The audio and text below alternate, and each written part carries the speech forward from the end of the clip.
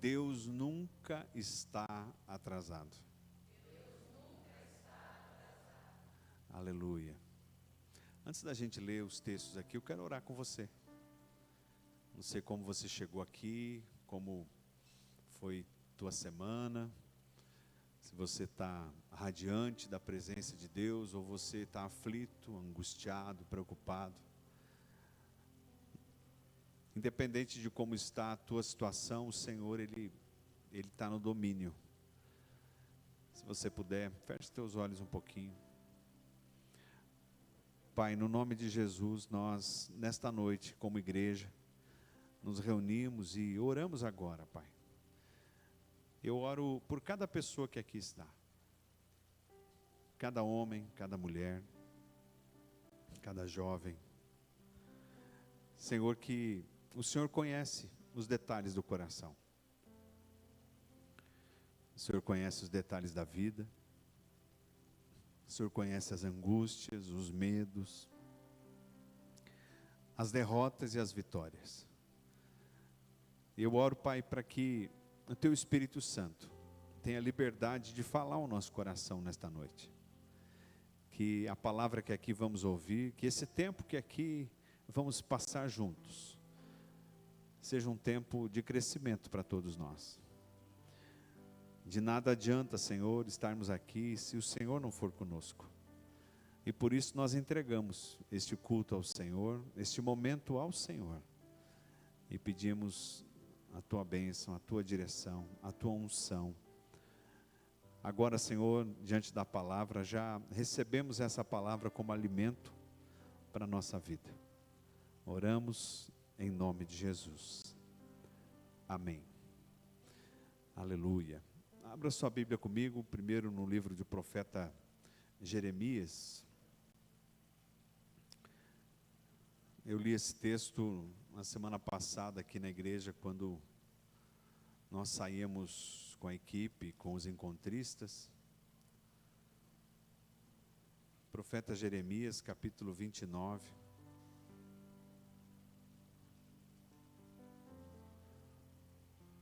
Jeremias 29. Até brinquei, Jeremias, eu acho que era meu parente, porque ele era considerado profeta chorão, não é? E eu acho que a gente tem alguma coisa em comum. Jeremias 29, versículo 10 e 11. 2 versículos.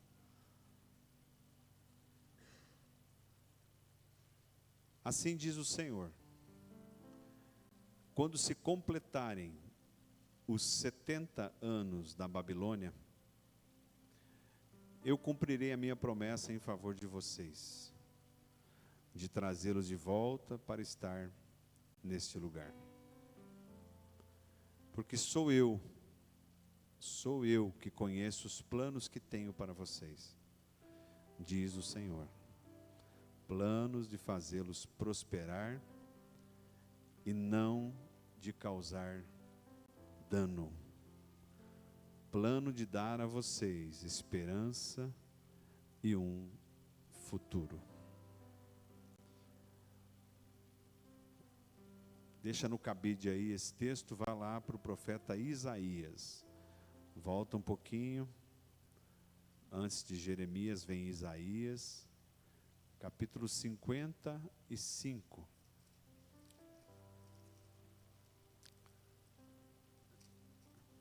Isaías 55, versículo 8 até o versículo 11.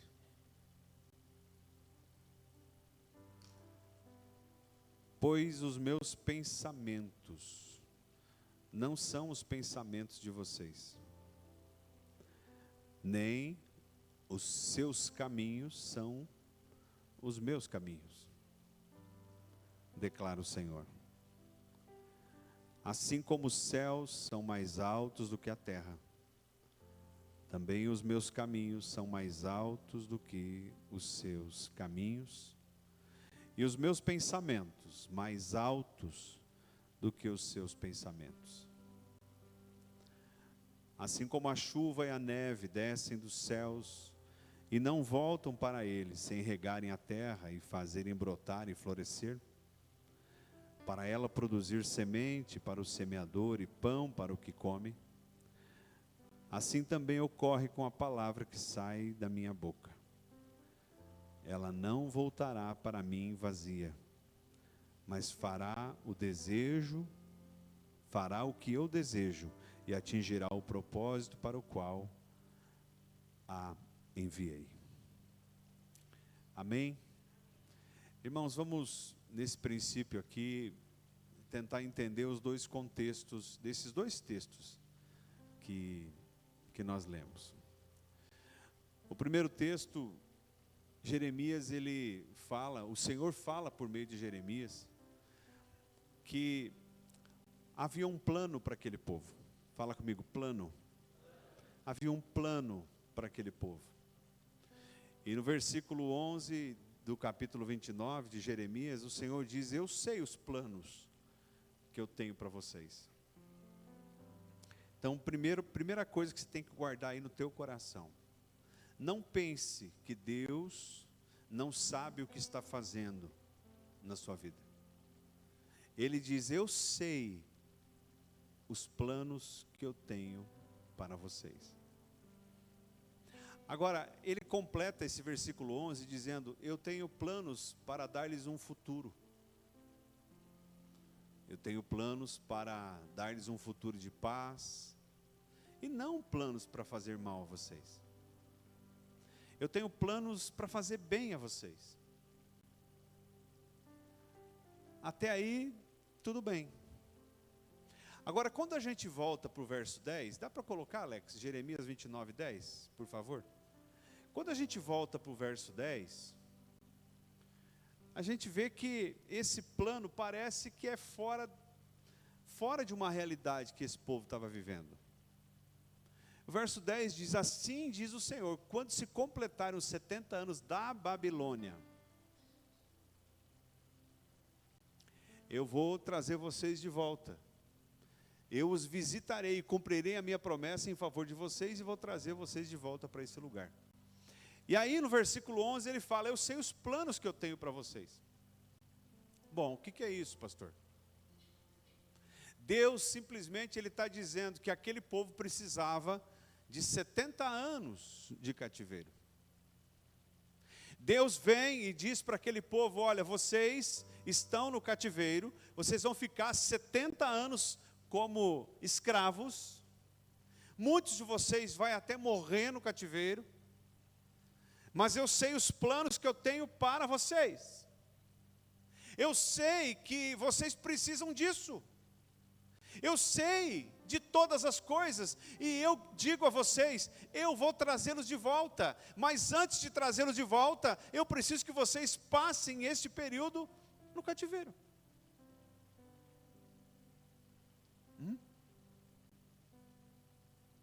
Sabe aquele dia que a gente vai para o hospital, e a gente estava louco para ouvir do médico: ó, vou te dar aí um sorinho, você vai para casa, e o médico fala assim: tem que ficar internado. Não, doutor, eu vou para casa. Não, eu vou para casa, eu vou me tratar em casa. E o médico diz: você precisa ficar aqui 1 dia, 2 dias, 3 dias. Você precisa ficar aqui, porque se você for para casa, você não vai ter o tratamento que você vai ter aqui. E sabe o que Deus faz conosco? Deus faz exatamente isso. Ele diz: eu sei o plano que eu tenho para vocês. Só que se eu não agir, se eu não regulamentar, se eu não disser agora vai, agora fica, vocês colocam os pés pelas mãos.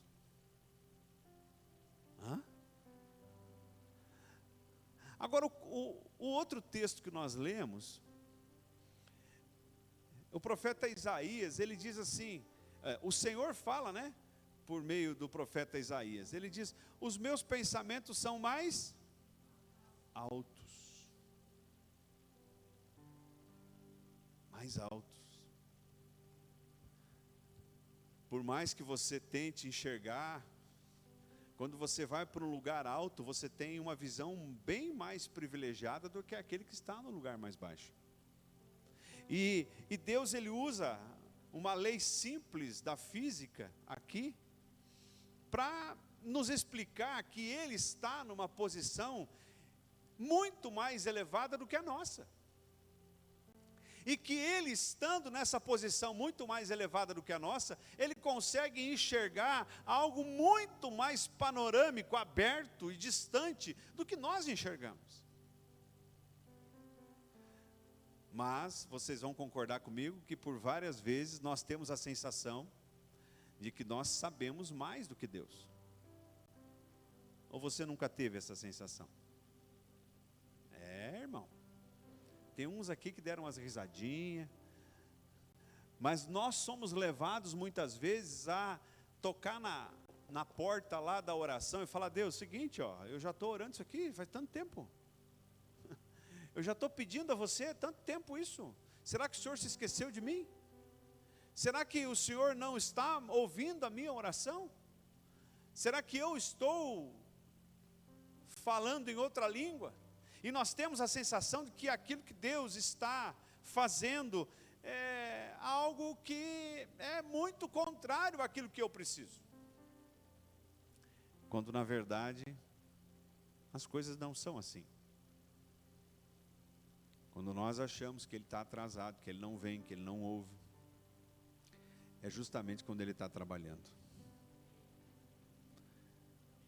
Eu arrisco a dizer que talvez muito mais da metade de nós não estaria aqui na igreja hoje, se tudo tivesse bem.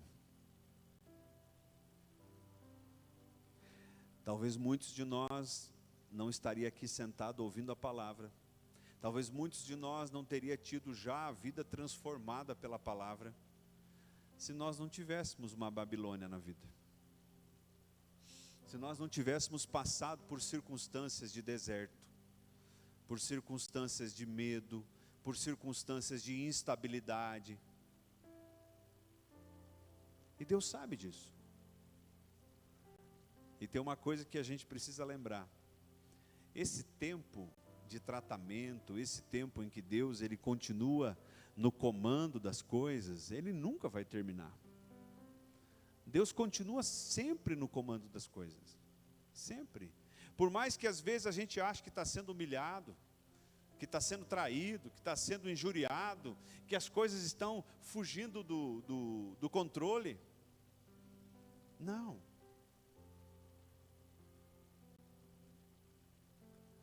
Eu me lembro agora de uma circunstância, a gente falou lá no encontro sobre isso. Jacó, quando foge do seu irmão Esaú e vai até a casa de Labão, seu tio, ele se apaixona por uma das filhas de Labão. Labão tinha 2 filhas, ele se apaixona por Raquel. E a Bíblia é muito clara em dizer que Raquel, ela era formosa, ela era mais bonita do que Lia, que era a irmã mais velha de Raquel. E todos conhecem a história. Labão, ao invés de dar Raquel primeiro para Jacó, primeiro dá Lia para Jacó. E a Bíblia diz inclusive que Raquel, escute, Raquel não conseguia engravidar. Raquel não conseguia engravidar e ela era humilhada por Lia. Veja bem. Agora, por outro lado, a Bíblia também é clara em dizer que o amor verdadeiro, que a paixão, que a atração de Jacó não era por Lia, mas era por Raquel. Agora, enquanto que Lia teve mais filhos que Raquel, eu quero aqui lembrar, 2 dos filhos de Lia foram Judá e Levi.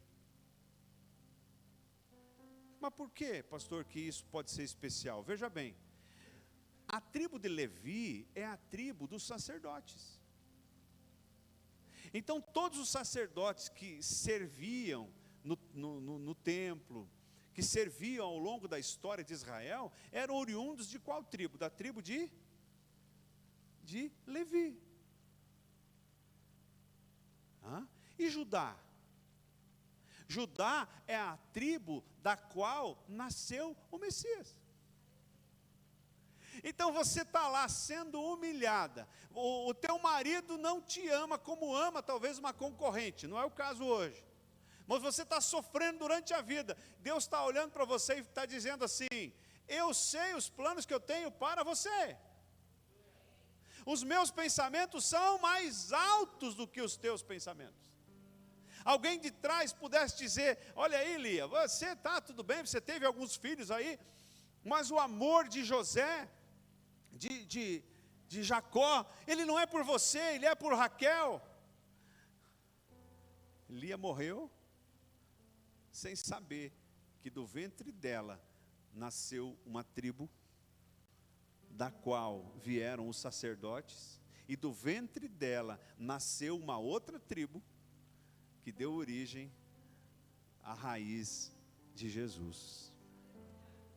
Primeiro, a família de Davi, e depois a família de Jesus, que eram da mesma descendência. É lindo isso, irmãos. É lindo isso. Vocês estão vendo que o ar está fazendo barulho? Eu vou pedir para o Alex diminuir a rotação do ventilador, acho que melhora um pouquinho. Esse ar aqui já tem quantos anos, amor? Uns 15? Ele está que nem eu, assim, está meio rengo já, né? Tu também, Nedir, não adianta rir muito, né? A Nedir estava rindo lá, achando que é só eu, né, Nedir?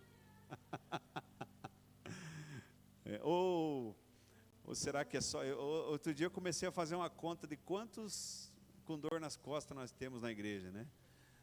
Isso eu acho que é a unção do pastor, né? Mas eu profetizo que não, isso vai acabar, em nome de Jesus. Aí, Alex, obrigado. Melhorou, né? Pode deixar no mínimo ali. Acho que voltou, Alex. Amém. Eu quero trazer aqui alguns exemplos de homens e mulheres aí, amém. Homens e mulheres que tiveram que esperar por um tempo até que a bênção chegasse na sua vida, né? Eu acho que foi a Adri que falou aqui na abertura, né, da mulher com fluxo de sangue, a mulher hemorrágica, né? Veja bem, irmãos, ela sofreu? Sofreu. Ficou 12 anos, a Bíblia diz que ela gastou tudo que ela tinha com os médicos e ela só piorava. Mas aquele sofrimento gerou nela uma vontade tão grande de ser curada, que ela arriscou a própria vida para só encostar nas vestes de Jesus. Aquela mulher, o próprio Jesus olha para ela e fala: tua fé te salvou. O fato dela ter arriscado a própria vida, estando impura, para tocar nas vestes de Jesus, gerou nela, no coração dela, a garantia da salvação. E será que ela teria feito tudo isso se as coisas não estivessem no limite?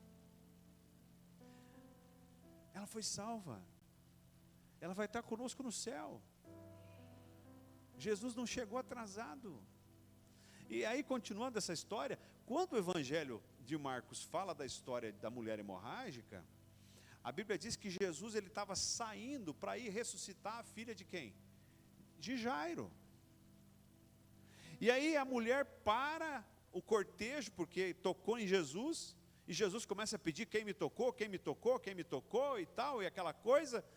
Nesse meio tempo, eu fico pensando, será que Jairo, o pai da menina que morreu, Jairo, a vontade dele era agarrar na roupa de Jesus e falar: não dê ouvidos a esse povo, vamos lá para casa que a minha filha está doente.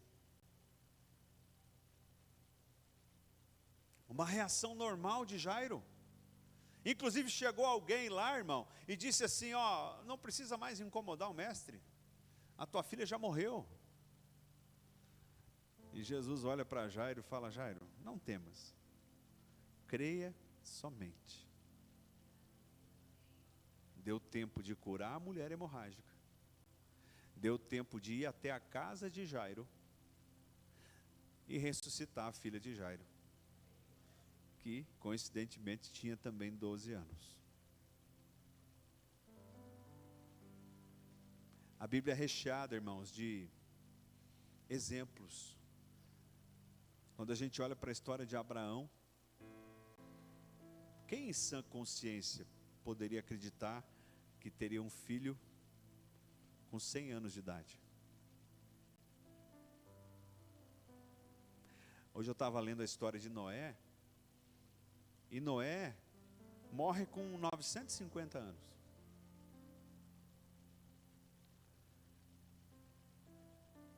Mas quando a gente vê o que ele viveu, ele levou mais de 100 anos para cumprir um propósito de Deus, que era a construção da arca.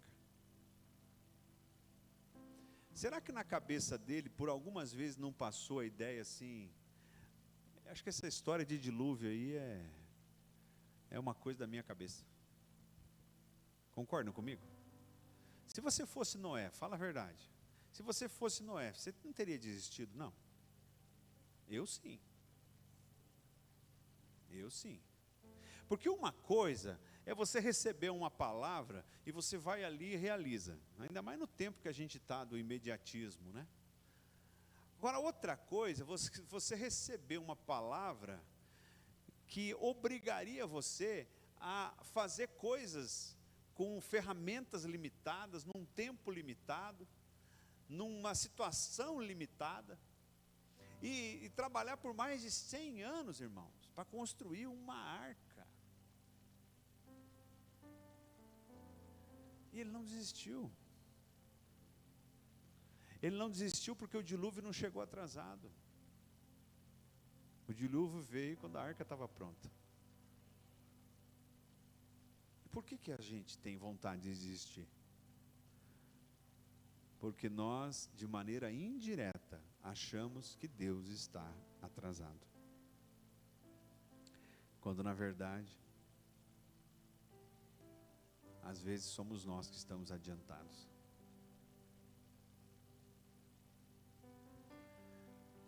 Você sabe que o excesso de futuro, a medicina chama de ansiedade. E o excesso de passado, a medicina chama de depressão. Isso tudo a Bíblia nos ensina.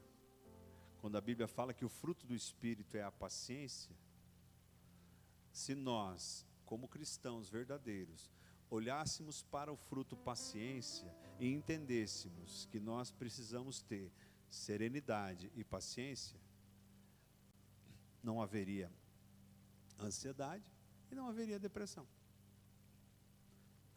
Mas nós colocamos as coisas da vida dentro de um padrão nosso e não dentro de um padrão de Deus. É aí que vem o ensinamento, talvez, desta noite. Deus não está atrasado na sua vida. Deus não está atrasado na minha vida. Deus não está atrasado em nada. E nunca vai estar. Nunca vai estar. Quando olhamos, por exemplo, de Davi, a gente pode dizer assim, Davi, ele recebeu a visita do profeta Samuel. O profeta Samuel derramou óleo na cabeça dele. E ele foi lá e matou o gigante. E Saul chamou ele para ficar perto dele, virou escudeiro de Saul. Aí ele foi e montou um exército. E ele foi lá e virou rei. Estou simplificando a história, né? Sabe quanto tempo levou isso? Desde o dia da unção até o dia do trono, mais de 15 anos.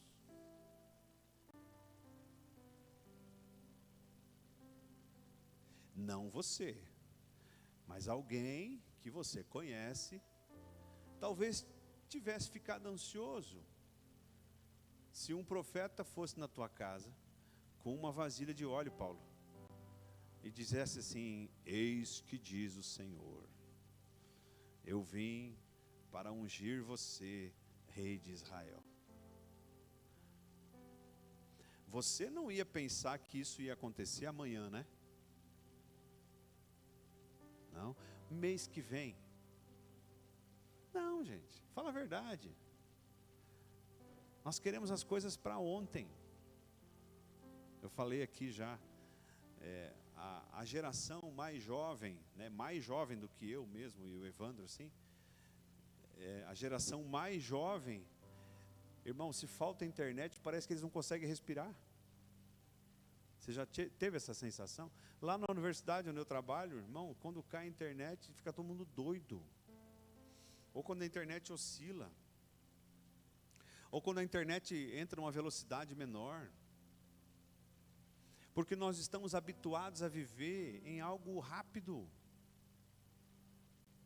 Tu nunca xingou o garçom porque teu pedido estava demorando, né? Gente. Porque em casa a gente tem micro-ondas. A gente tem air fry.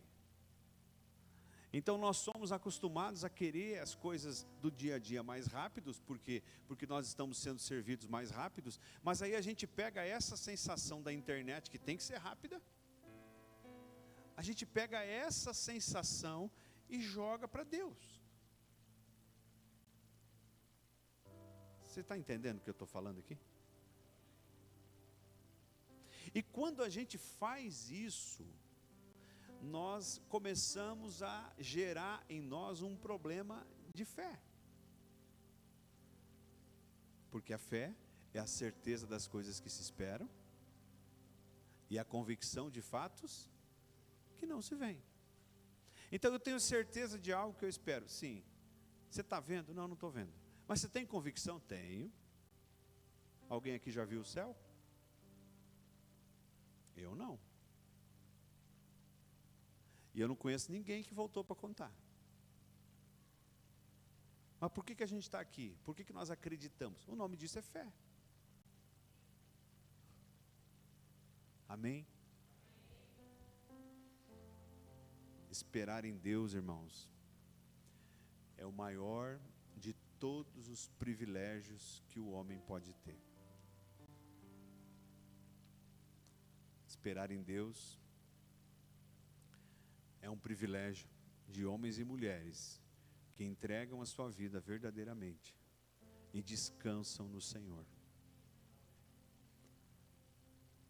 Nós precisamos aprender a descansar no Senhor. Nós ainda não sabemos descansar no Senhor.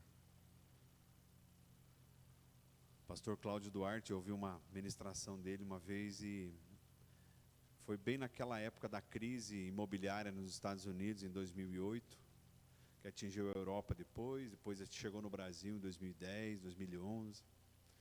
E a palavra que se ouvia era crise, crise, crise, crise, crise. E aí ele contando que um amigo dele chegou para ele e falou: pastor, e aí, essa crise? Crise? Essa crise aí e tal. Ele falou: pois é, eu não vou participar. É a cara do Cláudio Duarte, né? Não vou participar. Como não vai participar? Não, porque se eu participar vai ter crise. Se eu não participar vai ter crise igual, então eu não quero participar. Parece uma coisa que é impossível, irmãos, mas quando a gente muda este pensamento e entendemos que os pensamentos de Deus sobre nós, eles são mais altos, quando nós entendemos que por mais que eu esteja na Babilônia, preso, cativo, o Senhor tem um plano na minha vida, as coisas mudam. As coisas mudam. Isso é convicção de fé. Abra a tua Bíblia comigo em Atos 12. Atos 12. Essa semana Deus me deu essa palavra e eu compartilhei com alguns irmãos.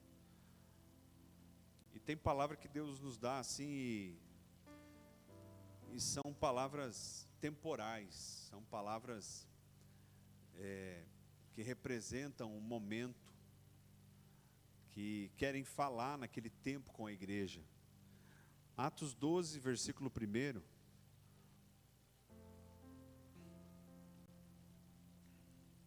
Eu quero, antes de ler, quero que você só ouça aqui o que eu vou te falar. A igreja nasce A igreja de Jesus, eu não estou falando de igreja católica, evangélica, protestante, reformada. Jesus fala a minha igreja. Então a igreja de Jesus, ela nasce em Pentecostes. Quando há ali a inauguração, o derramar do Espírito Santo. E a Bíblia diz que a partir de Pentecostes, ali em Atos 3, 2, 3 em diante, os cristãos eles foram cheios de poder. Então se cumpre em Pentecostes a promessa lá de trás do profeta Ezequiel. E aqueles que eram iletrados, incultos, aqueles que eram talvez desprovidos de instrução, não conseguiam nem falar direito, eles começam a pregar com autoridade. E aquilo começa a confundir as pessoas. Aquilo começa a confundir a sociedade da época. Mas como?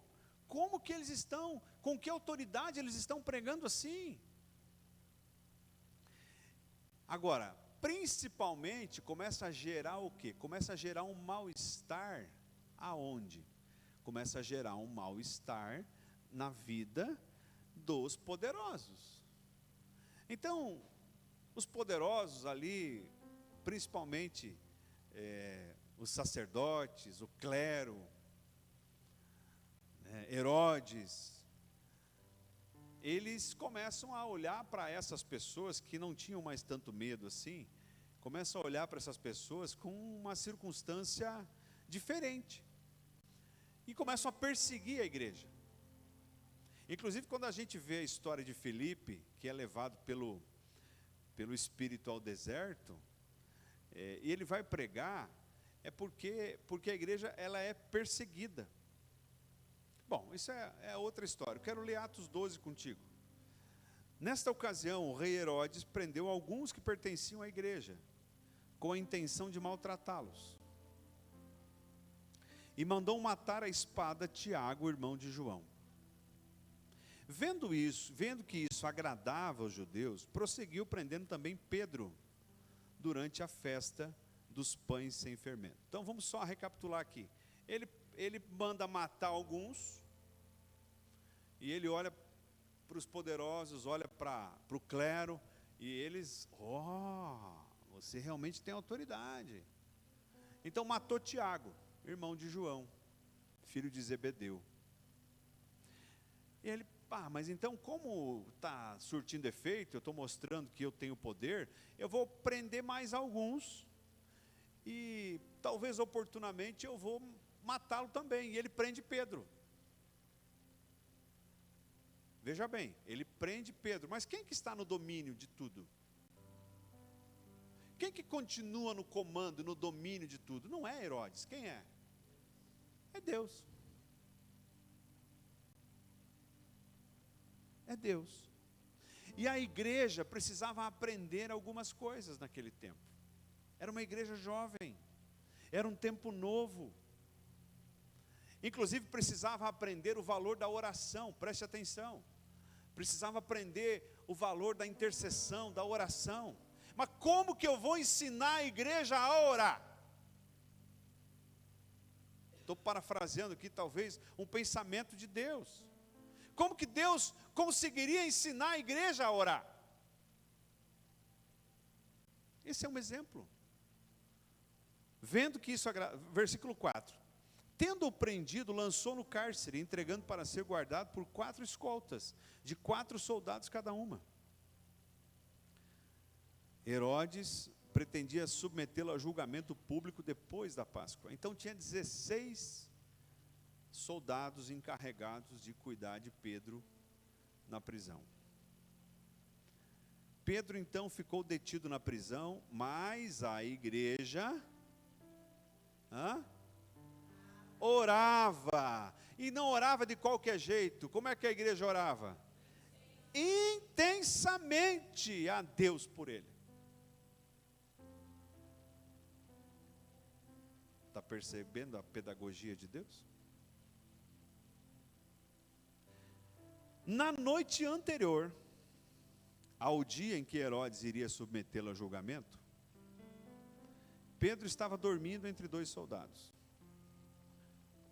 Observe como ele estava dormindo. Ele estava dormindo entre 2 soldados.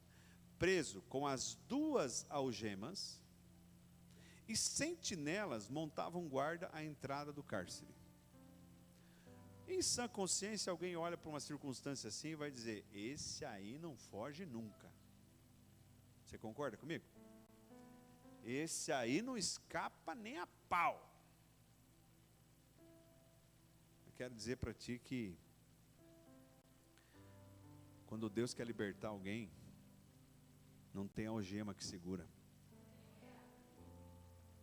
E essas algemas aqui podem representar o pecado, o vício, maldições.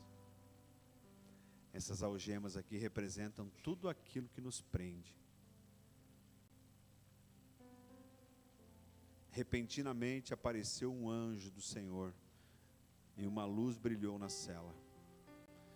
Ele tocou no lado de Pedro e o acordou. Depressa, levante-se, disse o anjo.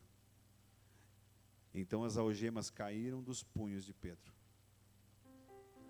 O anjo lhe disse: vista-se e calce as sandálias. E Pedro assim o fez. Disse-lhe ainda o anjo: põe a capa e siga-me. E saindo, Pedro o seguiu, não sabendo que era real o que se fazia por meio do anjo, porque tudo lhe parecia uma visão. Passaram pela primeira e pela segunda guarda, e quando chegaram ao portão de ferro que dava para a cidade, este se abriu por si para eles, e passaram. Tendo saído, caminharam ao longo de uma rua, e de repente o anjo o deixou. Então Pedro caiu em si e disse: agora eu sei, sem nenhuma dúvida, que o Senhor enviou o seu anjo e me libertou das mãos de Herodes e de tudo que o povo judeu esperava. Percebendo isso, ele se dirigiu à casa de Maria, mãe de João, também chamado Marcos, onde muita gente se havia reunido e estava orando.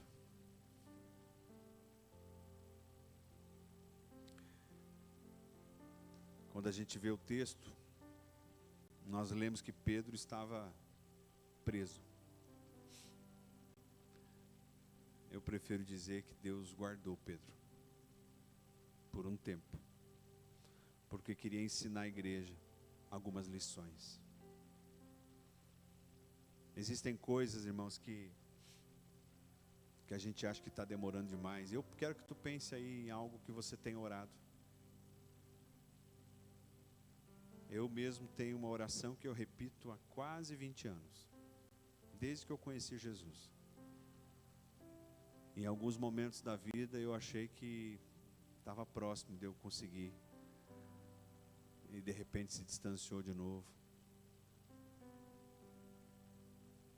Mas eu continuo orando. Por quê, pastor? Porque se eu não orar, para onde vai a minha esperança? Se eu não interceder e não acreditar, para onde vai a minha esperança? Existem coisas, irmãos, que nós só precisamos confiar e esperar.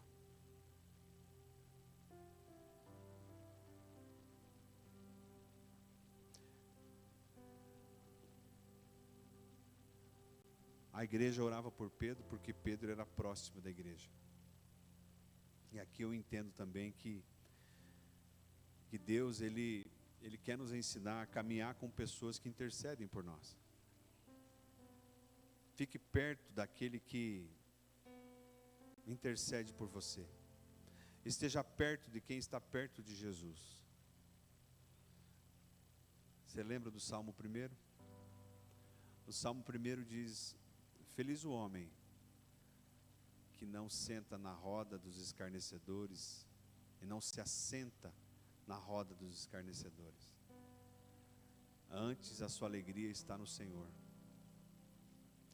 Então uma coisa é você talvez ter que conviver com pessoas que não professam a tua fé, pessoas que você sabe que são pecadoras, pessoas que não abandonam. Outra coisa é você se assentar nessas rodas. Fuja disso. Fuja disso. Pedro, ele caminhava com gente que orava por ele. Pedro caminhava com pessoas que intercediam por ele. E nós temos essa oportunidade hoje. Ande com pessoas que cuidam de você, que intercedem pela tua vida. E eu quero encerrar lendo um último texto. Livro do profeta Daniel.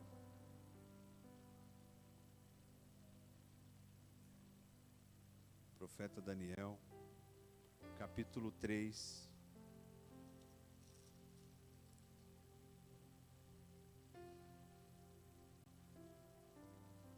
Versículo 13 em diante. Eu me lembro que eu era novo na fé e eu ouvi o pastor pregar sobre esse texto.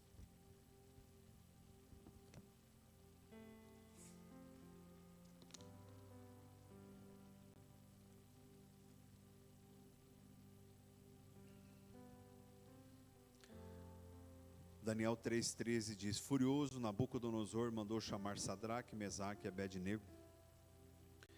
E assim que eles foram conduzidos à presença do rei, Nabucodonosor disse: É verdade, Sadraque, Mesaque e Abednego, que vocês não prestam culto aos meus deuses e nem adoram a imagem de ouro que mandei erguer?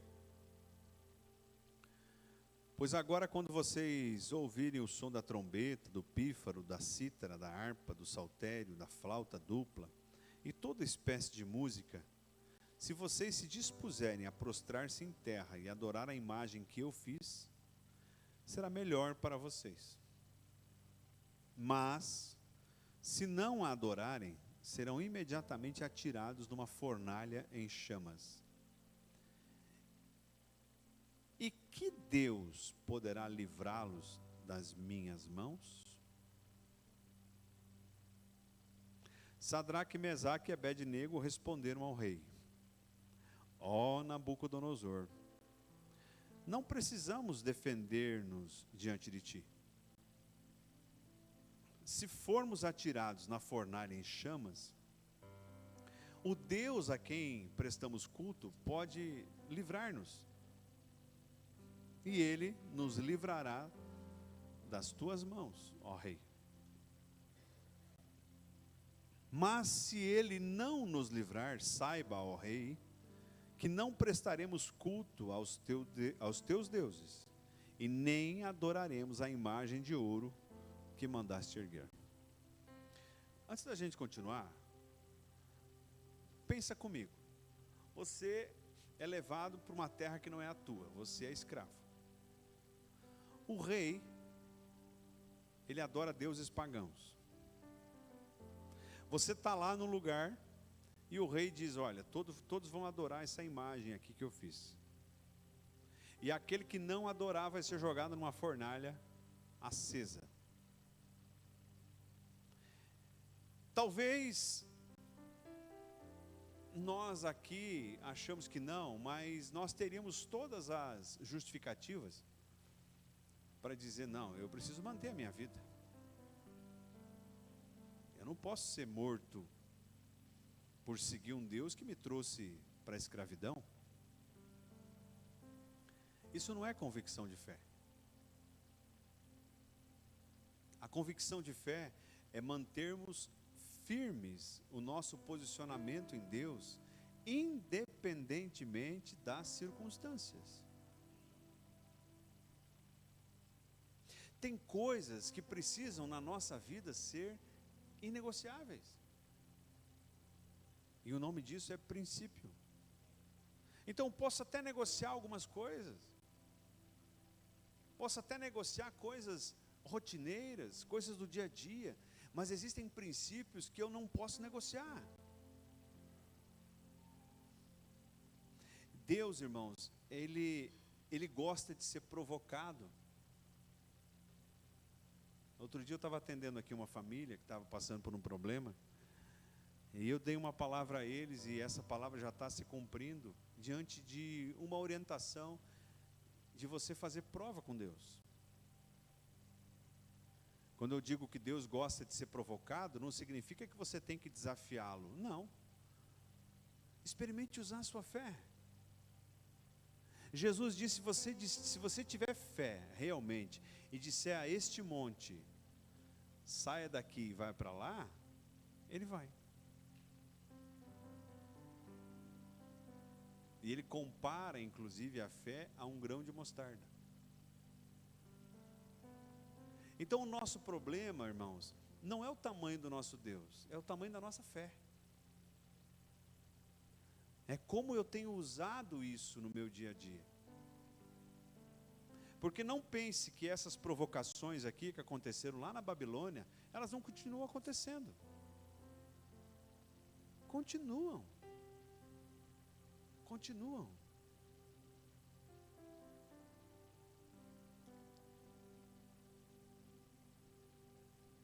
Verso 19. Nabucodonosor ficou tão furioso com Sadraque, Mesaque e Abednego, que o seu semblante mudou. Deu ordens para que a fornalha fosse aquecida 7 vezes mais do que o costume. E ordenou que alguns dos soldados mais fortes do seu exército arremessassem Sadraque, Mesaque e Abednego e os atirassem na fornalha em chamas. Os 3 homens, vestidos com seus mantos, calções, turbantes e outras roupas, foram amarrados e atirados na fornalha extraordinariamente quente. A ordem do rei era urgente e a fornalha estava tão quente que as chamas mataram os soldados que levaram Sadraque, Mesaque e Abednego. E estes caíram amarrados dentro da fornalha em chamas. Mas logo depois, o rei Nabucodonosor, alarmado, levantou-se e perguntou aos seus conselheiros. Agora preste atenção. Não foram 3 os homens amarrados que nós atiramos no fogo? E eles responderam, sim, ó rei. E o rei exclamou, olhem, estou vendo 4 homens, desamarrados e ilesos, andando pelo fogo, e o quarto se parece com o filho dos deuses. Então Nabucodonosor aproximou-se da entrada da fornalha em chamas e gritou, Sadraque, Mesaque e Abednego, servos do Deus Altíssimo, saiam, venham aqui. Aí você deve estar pensando, eles saíram tudo chamuscado, saíram que nem um carvão. Agora escute, e Sadraque, Mesaque e Abednego saíram do fogo. Os sátrapas, os prefeitos, os governadores, os conselheiros, que se juntaram em torno deles e comprovaram que o fogo não tinha ferido o corpo deles. E nem só um fio de cabelo tinha sido chamuscado. Os seus mantos não estavam queimados. E principalmente, não havia cheiro de fogo neles.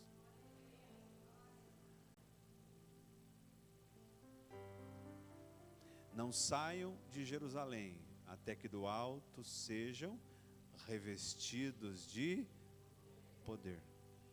Lá no encontro a gente ouviu isso. O que aconteceu aqui é que esses 3 homens estavam revestidos de poder. O apóstolo Pedro vai dizer, aquele que é nascido de Deus, pertence a Deus e o maligno não o toca. Pedro também vai dizer, aquele que está em nós é maior do que aquele que está no mundo.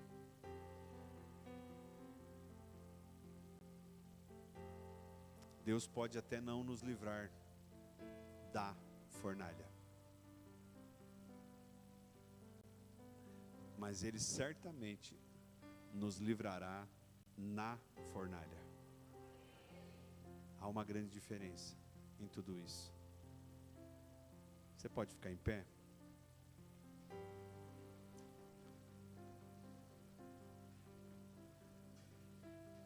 Certa vez Jesus foi avisado que um homem estava doente. E este homem era amigo de Jesus. O nome dele era Lázaro. E a Bíblia diz que Jesus, ele levou 3 dias para chegar onde Lázaro estava. Mas ele poderia ter ido no mesmo dia. E quando ele chega na casa, já havia pranto, choro. O que aconteceu com Lázaro? Morreu. Aí vem as irmãs de Lázaro e disseram: Jesus, se o senhor estivesse aqui, ele não teria morrido. Isso. Se você estivesse aqui, não teria morrido. E Jesus disse: creres, verás a glória de Deus. E quando Jesus ele se aproxima do sepulcro, ele pediu: onde é que sepultaram Lázaro? Ah, foi até lá. Aí ele dá uma ordem, ele diz assim: tire a pedra. Tira a pedra. Aí alguém que estava lá disse: Senhor, esse já é o 4º dia, já cheira mal. E Jesus mais uma vez disse: creres, verás a glória de Deus. Talvez você não esteja vivendo esta circunstância, mas um dia alguém pode falar ao teu ouvido: desiste disso, para de pensar nessas coisas, isso aí já morreu, isso é uma coisa que já foi, não tem mais jeito. Jesus para na frente do túmulo e dá uma ordem para Lázaro: Lázaro, vem para fora. A Bíblia diz que o morto saiu amarrado. Jesus diz: ó, desamarrem ele. Irmãos, Jesus precisava de alguém lá para dizer que já cheirava mal, para que aquele povo acreditasse no milagre. Você entende isso? Tem coisas que a gente acha que tem que ser logo, mas vem Jesus e fala: eu sei o que eu estou fazendo. Acalme o seu coração. Acalme o seu coração. Uma palavra para você que anda aflito, tentando resolver coisas e não consegue. Jesus diz: não se preocupem com o amanhã, pois o amanhã trará suas próprias preocupações. E antes de dizer isso, ele dá um conselho para aqueles que estavam preocupados, ansiosos, aflitos, com o que vão comer, com o que vão beber. Ele diz: busquem, pois, em primeiro lugar o reino de Deus e a sua justiça, e todas essas coisas, as demais coisas, vos serão acrescentadas. Deus te trouxe aqui nesta noite para ouvir uma palavra diferente, e essa palavra tem um final. Descanse o teu coração. O Senhor Jesus nunca chega atrasado. Amém? Você pode fechar os olhos. Vamos louvar o Senhor um pouquinho, depois vamos orar juntos.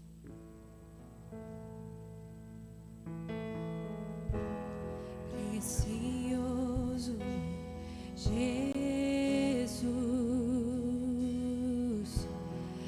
aos seus pés aqui estou. Se você precisa de oração, vem aqui na frente. Nós vamos orar com você. Você tem andado aflito, preocupado, talvez diagnosticado com depressão, com ansiedade, sai do teu lugar, vem aqui. Deixa Deus falar com você. Não importa quanto custou, Jesus, teu valor é maior. Os irmãos vão estar orando, impondo as mãos. Eu encontrei o meu tesouro. Eu encontrei o bem mais precioso. Eu encontrei o meu tesouro. Eu encontrei o bem mais precioso. Aleluia.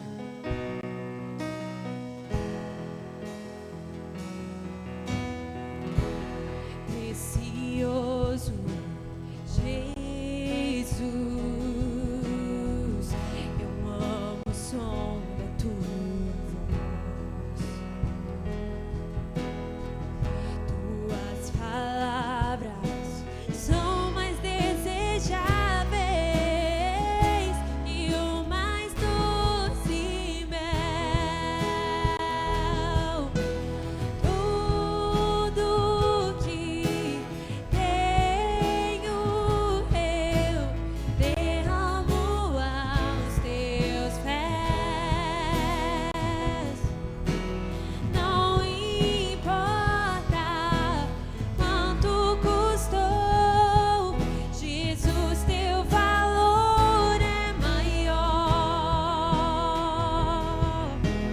Tudo que tenho eu derramo aos teus pés. Não importa o quanto custou, Jesus, teu valor é maior. Jesus, teu valor é maior. Eu encontrei o meu tesouro. Eu encontrei o bem mais precioso. Eu encontrei o meu tesouro. Eu encontrei o bem mais precioso. Aleluia.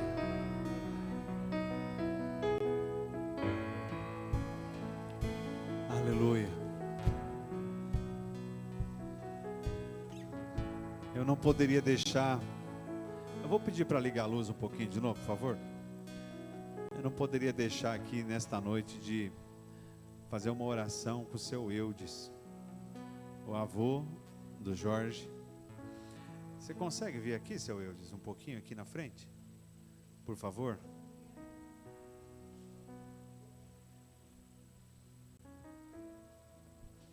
Pouquíssimas pessoas no mundo alcançarão 96 anos de idade. E aqui está um homem que talvez teria muitas histórias para nos contar. Ele saiu lá de Santa Catarina, pegou o avião sozinho e veio para cá. Eu já o conhecia, já tive com ele algumas outras vezes. E nós louvamos a Deus pela sua vida, seu Eudes. Pela forma como o Senhor construiu a sua família.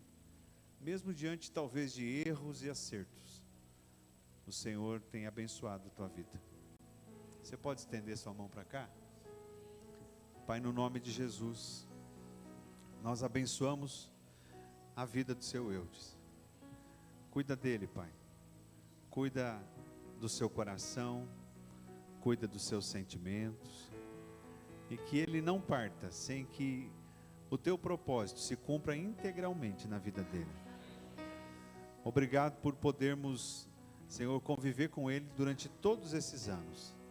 Obrigado pela família que ele formou, especialmente pela vida do Jorge, Pai, que é o seu neto e hoje tem nos abençoado. Guarda ele, Pai, leve ele de volta em segurança e que os próximos anos ainda sejam os melhores anos da sua vida, em nome de Jesus. Amém? Deus abençoe o Senhor. Amém. Glória a Deus. Amém. O senhor quer falar alguma coisa? Não, obrigado. É um homem de poucas palavras. Pega na mão de quem está do teu lado aí. Vamos orar juntos. Amém.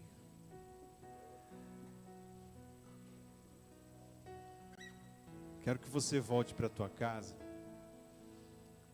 com essa frase: Deus nunca está atrasado. Amém?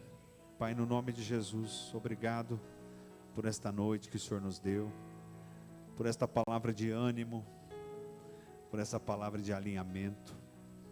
Obrigado pelo teu Espírito que falou ao nosso coração. Oramos para que essa semana seja uma semana de paz, de alegria. Abençoe as células, Pai, da semana. Abençoe a programação da igreja. E que em tudo, sempre, o teu nome seja glorificado. Senhor, eu profetizo que se alguém entrou aqui ansioso, aflito, angustiado, depressivo, está saindo daqui melhor. Está saindo daqui com a certeza de que o Senhor nunca está atrasado. Obrigado, Pai, em nome de Jesus. Amém. Que Deus te abençoe, cumprimente seu irmão. Vai na paz do Senhor Jesus.